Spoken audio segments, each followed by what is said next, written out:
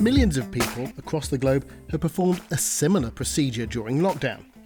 Sometimes it's to entertain themselves, or be transported outside of their homes, chat with friends and family, or plain old pass the time.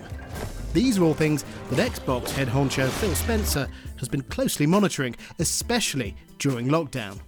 And I know, not everybody plays games. Over half the connected world does play video games, though, over nearly 2.6 billion people. And the fact that people can use games as a way to kind of continue to stimulate, continue to find new stories, new creators, and new friends and people to go play with, I think is just a great thing about our community. You have a new console coming out this year. How has the COVID-19 pandemic affected plans for the launch of the Xbox Series X? Early on, as we were starting to deal with work from home, a lot of questions about what was going to happen with supply chain, testing our hardware. First and foremost, the safety and security of our team. But when I look at the hardware production now, I feel really good. We have test kits at home. We're all using them and testing, so we're getting hours on our test kits to ensure that everything's working the way it should. The supply chains in terms of getting the retail builds look like those things will be uninterrupted. So we probably had a couple week miss in our testing cycle just as we got up to speed with things. But I feel like we'll be able to absorb a lot of that in the schedule, and I feel really good about our launch this fall.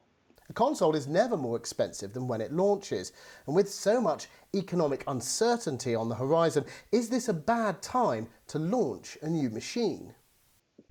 The thing I'm probably focused on the most is just the macroeconomic environment. I mean, we see the impact right now of people getting furloughed, layoffs. I mean, it's just it's tough, and knowing that in case of gaming, we are a leisure activity. We're not a requirement. We're not food. We're not shelter. If this is not the year where a family wants to make a decision to buy a new Xbox, that's okay.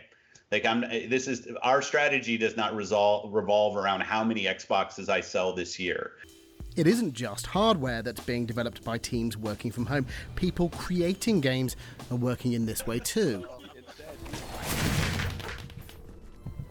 Microsoft-owned studio Mojang, the developers behind the hugely successful Minecraft, were putting the finishing touches to their new game, Minecraft Dungeons, when lockdown restrictions due to the pandemic hit. Thankfully, we as a team, we are semi-used to working remotely.